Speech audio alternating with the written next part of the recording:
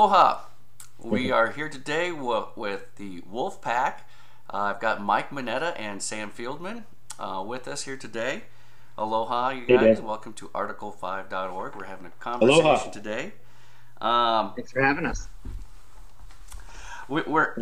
Today we're talking about the Wolf PAC resolution in Texas. And first, I'd like to start off with a quick explanation of what the Article 5 is in the Constitution. It reads, and I abbreviate here, the Congress, on the application of the legislatures of 2/3 of the several states, shall call a convention for proposing amendments. And Mike, I would like to start with you, actually. Okay. Real quick, an Article 5 convention to propose amendments to the Constitution is a pretty extreme measure. And I kind of wonder what pulled you into the Article 5 direction and to help out Wolf PAC. Yep. It's actually pretty simple, Dan. It might seem extreme only because, it's never really been done before, right? But if you compare it to, if you really break it down to, there are only two bodies that can propose amendments, right? One is Congress with their 5% approval rating, right? That they really had to work to get. That's one body that can propose an amendment. The other is, state legislators through an Article 5 convention. So if you break it down to an amendment can be proposed by Congress or state legislators, right, or delegates at a convention on a state level. What seems more crazy? Who would you rather have propose those amendments? For me, it's not even a question. I don't trust Congress, not even 1%. So why would I ask them to do an amendment? It doesn't make any sense. So I see it as insane the exact opposite way. Great. I'm right there with you. I don't think that there's a whole lot of people that have a lot of faith and confidence in Congress right now. And if those are our options, Congress or something else, I'd almost rather go for any other option than Congress right now. And plus, we're talking about having Congress fix itself too, which is very tough. Now,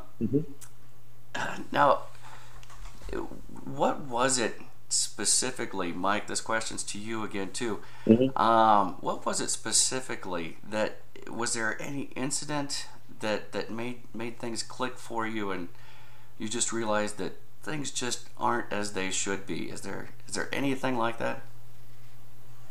Well, I don't know. You mean as far as just in my own personal life when I realized something, or do you mean something that I heard through the news? Because there's two totally different things. Which do you mean? Wait, on a personal level, was there any particular story in the news that just you realized that maybe we can't vote our way out of this solution, or wow, we need to do something dramatic? For me, there's two different things for me. One is personal, and one is through the news. Just a quick personal is through my 20s. I had Bank of America was my bank, and I was continually getting screwed by them, on an unbelievable level. Where I literally couldn't believe how much they were screwing me with these fees. It was just unbelievable. I won't go into my bank account details, but they took a lot of money from me in my 20s. So on a personal level, I knew something was really, really wrong there. There's no way they should be able to do this in a democracy, right? This corporation was just absolutely screwed. So on that level, I just sort of knew something was wrong. And then, of course, I started listening to the Young Turks, and then I started getting actual facts and realizing why that was, that these companies are the ones writing the laws because they're paying our politicians.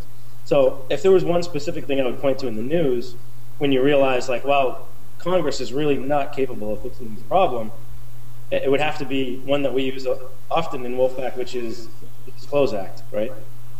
Something just so unbelievably simple and decent as a candidate has to disclose where they get their money from, and they couldn't even pass that. Is beyond comprehension.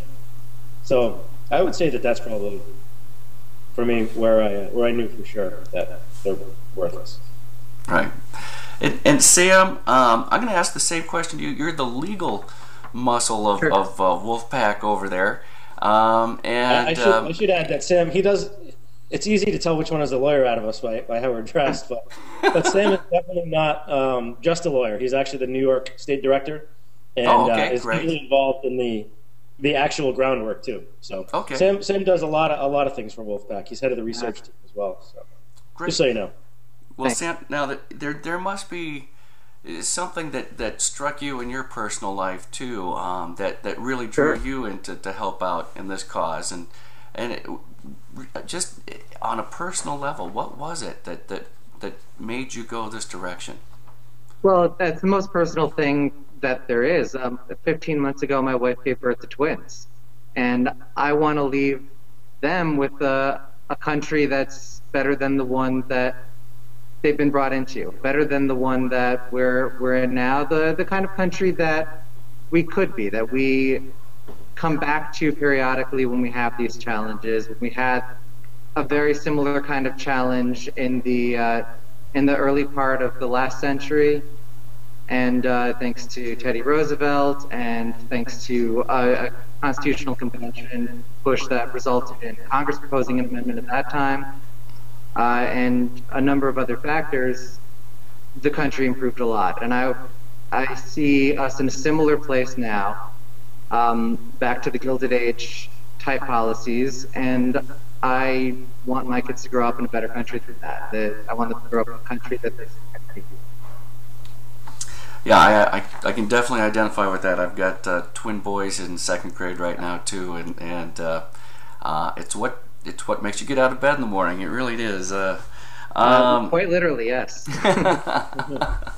Now, the Texas resolution that you guys have, Sam, I'm going to let you explain briefly what it is, and I guess how we can help out. Sure. Well, Texas is the first state that has proposed a resolution that we've been pushing specifically by Wolf PAC. It is an application to call for a convention. It's House Joint Resolution 94. It's currently in the Federalism Committee in the Texas House of Representatives. And the thing that we need most in order to get this to be a call for a convention is we need support, especially support by Texans. If you go to wolf-pac.com/Texas, there's links there to all the resources that you need to help us out. If you're in Texas, call your state representatives in the House especially, and also in the Senate, and then call whoever else you can in the Texas state legislature. If you're not in Texas, what we could really use you to do is first and foremost call anyone you know who is in Texas, because their voice means a lot, and voices coming from outside of the state don't mean a lot to the local legislator. But you can send messages of thanks to the bill's sponsors. Lon Burnham was the original author. There's an additional co-author now, and you can find that information at wolf-pac.com/Texas. And if you send them thanks for their sponsorship, they do appreciate that. And that will encourage them to go further and to carry this bill. We think that we have a very good path. We have the committee that it's in front of is 3 Tea Party Republicans and 2 liberal Democrats, and we think that's a coalition that is very favorable, and we think that we have a good path through the Texas State House and Senate. Great, and the subject matter of the application. A lot of times there's an application for a convention from states, and they have specifically worded amendments. And what you folks are actually promoting out there is very unique. And I definitely wanted to highlight what it's about. Could you enlighten us there? Sure. We thought about different ways to word the resolution, and this is actually the result of several drafts and discussions with scholars like Lawrence Lessig in trying to craft the language that will do what we are trying to do, which is to get a convention to repeal Citizens United. And in looking at the law on Article 5, since there's never been an Article 5 convention, there's really very little law out there. So there's some, but there's very little. So Yeah. we wanted to make sure that we worded it in the way that was the most likely to result in success. There was recently, just this past October, the Congressional Research came out with an article that was highly critical of efforts to just completely eliminate the deliberative process of the convention by having a specifically worded amendment. Mm-hmm. We also looked back in 1893, the state of Nebraska tried to pass a resolution for a specifically worded amendment for direct election of senators, and it turned out that didn't go anywhere. In 1901, there was a much more concerted push that didn't have the specific language, and Nebraska ended up passing a new resolution and joining that effort. And when that got within, basically within one state of passing to get a convention, then Congress proposed the resolution by themselves, or the amendment by themselves. Right. So we want to have that shot. You actually, on that personally, I feel like a lot of those criteria that are added to the requests are construction, and I don't feel that Congress can imply that there should be these criteria set upon these records. I'm with Lawrence Lessig on this thing. I believe they all add together. Personally, I think if the state of Mississippi applies for an amendment that is as ridiculous as purple rainbows, there shall be purple rainbows, and nobody else applies for that amendment because it's so ridiculous. Did Mississippi actually apply for a convention? I think they did, and I think that it needs to go down in that column. But it is up for a legal debate, and there's a lot of discussion on that. And I hope that as Americans we have a lot more discussion about that. But I'd like to get back to the Citizens United ruling, and specifically, Sam, I'm going to go back to you on this one again. Why is the Citizens United ruling bad? Before I get into that, I do just want to comment very briefly on what you just said.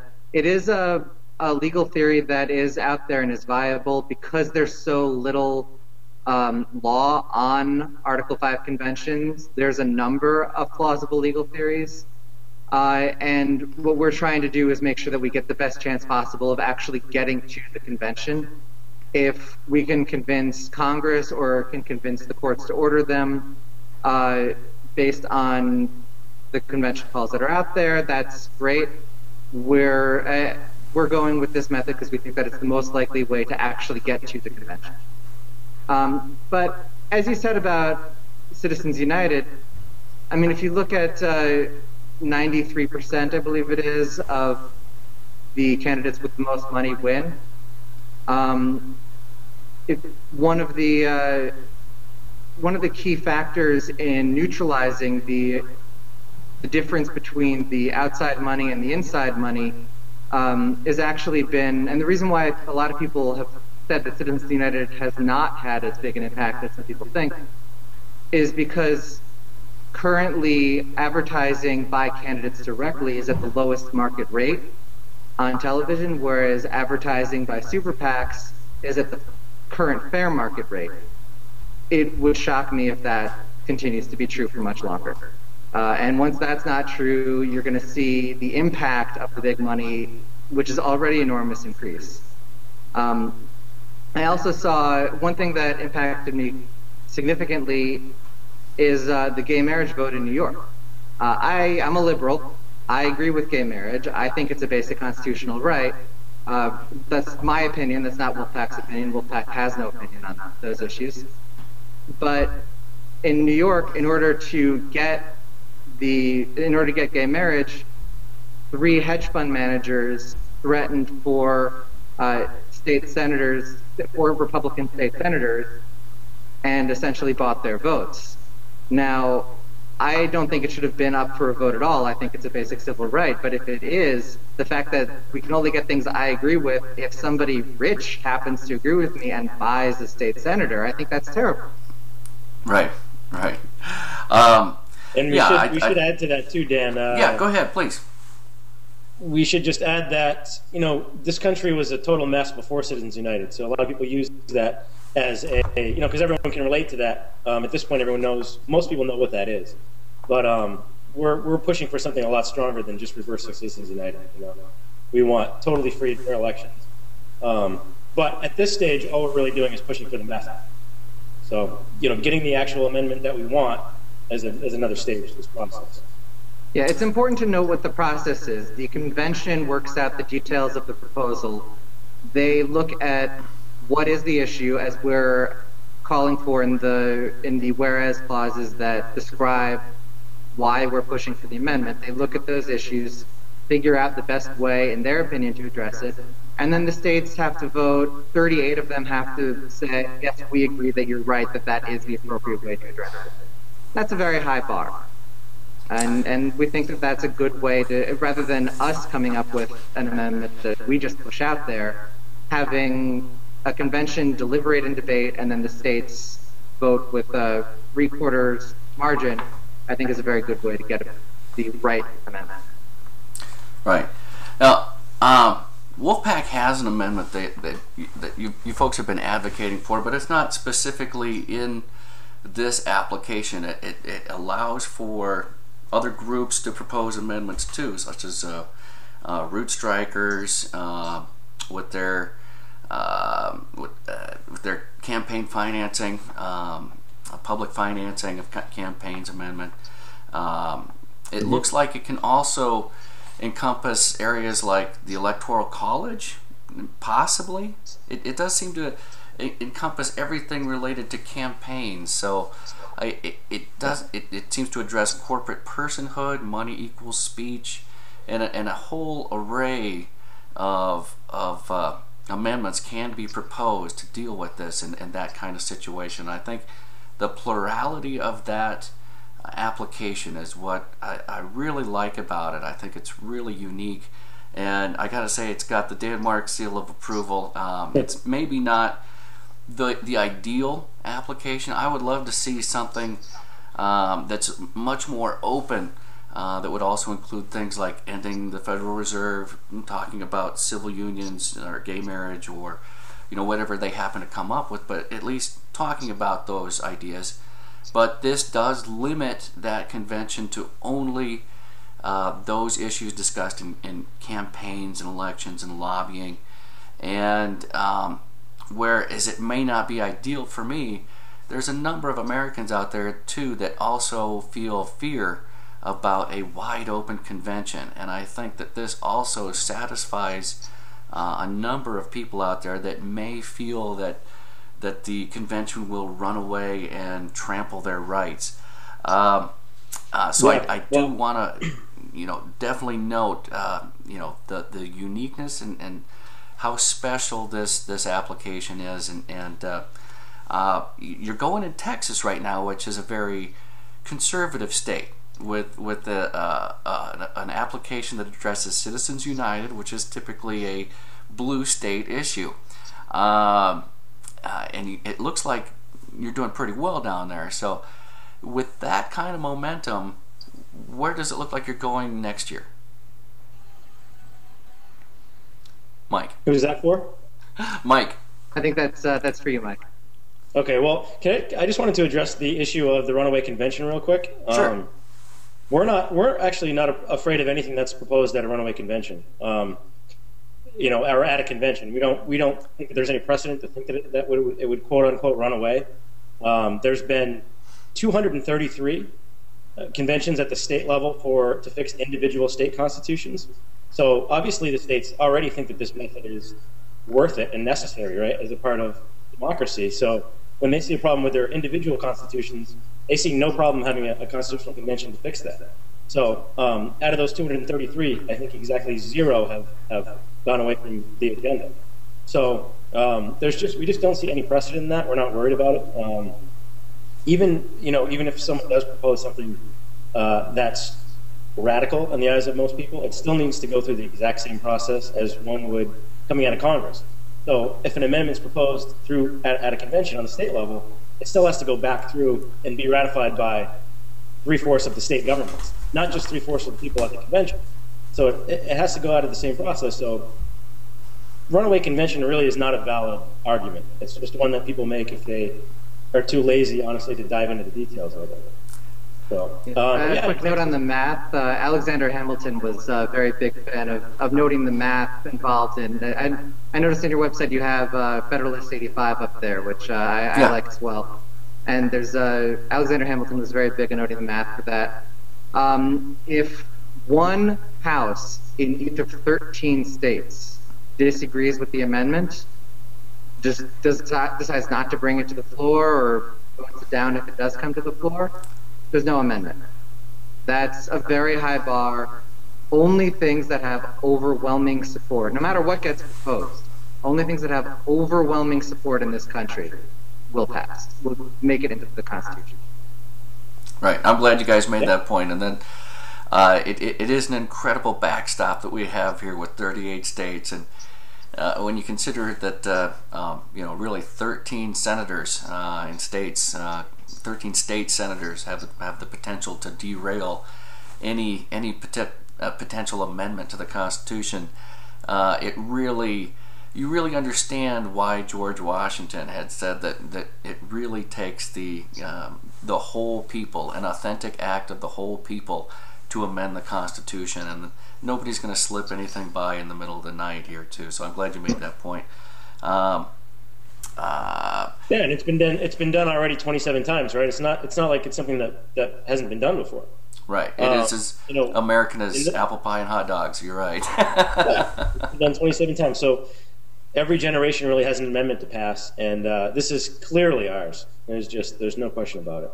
We've never in the history of this country gone this long without an amendment. The last amendment that was passed was over 20 years ago, the 27th Amendment, but that one was actually proposed as part of the Bill of Rights. Right. It took 200 years to ratify. The last amendment that was proposed and then passed was the 26th Amendment, which has been, 40 years now or so? That we've never gone that long in the history of our country. 1971 or something like that. Yeah, something it's been like that. Long time. Yeah.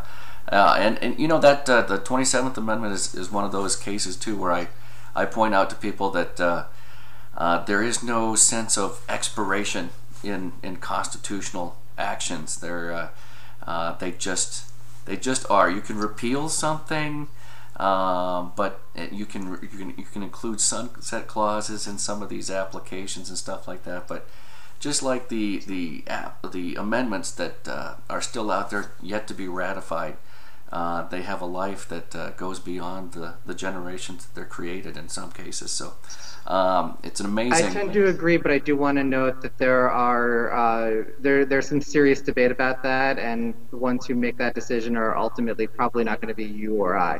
But there's some serious scholarly debate about whether or not that's true, and there has been ever since Prohibition. Yeah, I agree with that. There is a lot of debate, but Mike, let me ask you this. I'm going to ask you, whose Constitution is it? Who does it belong to? Does it belong to the people, or does it belong to the government? Last time I checked, it was ours. It might not feel that way. It might not feel that way, but it is ours still, and we're going to prove that, and we're going to get this thing passed. Right. So. And Sam, do you feel that that the Constitution is a living, breathing document that's responsive to the needs of our time? Yeah, absolutely. I mean, as a member of Wolf PAC, our view is only that it is so in terms of the amendments. I have my own personal views about how you construe what's in there, but that's my personal views, not Wolf PAC's views. But even just within Wolf PAC, it gets amended frequently, 27 times over the course of our history. It's been a long time since the last one, but we're due. Right? Yeah, we're definitely due. I don't think there's any question about that. I'm going to ask you first, Mike. There's a lot of people that take a look at efforts like what we're trying to do, and they think that we're trying to tear apart the fabric of our Constitution, of our society. they may feel that you resent America, and this is why you're doing this. Do you love this country? I mean, is this an anti-American act? Yeah. Do you feel patriotic about this? Of course, yeah. This is a very patriotic thing what we're doing, and to anyone who thinks that it's anti-American just isn't informed enough. It's as simple as that. It's our duty, honestly, and it's the way that we're doing it through state legislators. The founding fathers said they put this avenue of an Article 5 in our Constitution specifically because they knew that the federal government was going to become too corrupt at some point, and so they actually put the duty into the hands of the state legislators to correct that when it happens. So here we are. Welcome to 2013. Our federal government is too corrupt to even fix themselves. There's zero chance they're going to be able to do that. So it's the duty of our state legislators to step up and fix it. And it's patriotic of the ones that do. Jake has already called Burnham a national hero on his show, and it's because he believes it. Everyone who stands up for this right now and takes a step towards fixing this problem is a hero, is a patriot. And it's the new American Revolution right now. And, the good thing is you don't have to kill anyone with a bayonet. You don't have to shoot anyone. You just have to pick up your phone. We can do it all with cell phones and laptops. That's the beauty. I want to point out on that subject, one of our founding fathers, I may be misattributing it, I think it was James Madison, it may have been Ben Franklin, predicted that the Constitution would last 85 years. The reason why he was wrong, and why it's still our fundamental central document and still such a great part of the fabric of our country, the founding bedrock of our country, is because we have the ability to amend it. Because we've amended 27 times so that these core American principles can continue to apply even as the world changes. We're not stuck with a document that's meant for one time. We can apply those fundamental beliefs to the current situation. Great. And again, I appreciate your time talking to us here today. I think that this is something that Occupy ought to take a special consideration for. Put it on your radar. If you're out there in Texas, please get a hold of Wolf PAC. You guys are at Wolf PAC -PAC .org or .com, I think. And wolf-pac.com. And Dan, Occupy, but honestly, every single group or organization or person in the country should be fighting this. Every environmental group. If you care about, doesn't matter what your issue is, the environment, the deficit, education. Exactly. I think this application could potentially give us many of the tools that we need to level the playing field even more. I think that there's many people across the country that should look at. We've got one person in our group that's looking at setting up this kind of resolution in the Kentucky legislature. He's very eager to help you folks out, and I hope that others follow suit and help you guys as well. It's a very worthy endeavor, and keeping the pressure up on Congress is always good in my book. So aloha again. Thanks for joining us here today. And thanks, Dan. Thank aloha. you. Everybody, help out Wolf PAC. Thanks again. See you, guys. Perhaps a super soda could go to chill on my elbow and let me dance to the tune of the sirens as they get closer. It's holding breath like it prevents death, though it slows the pulse and oh, it comes in waves that bitter in space. Placing every passing phase that paves the path for a winter so cold it'll freeze your ass, but only for the blink of an eye, the length of a breath. The static in between the audible frequencies you got left like you're banging on aluminum. You're banging on aluminum.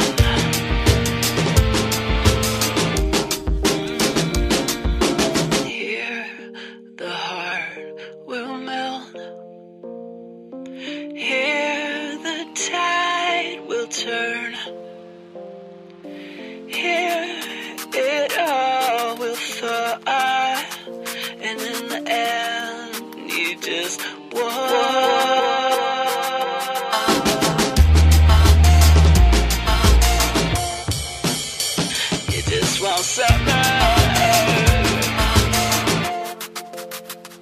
We just want some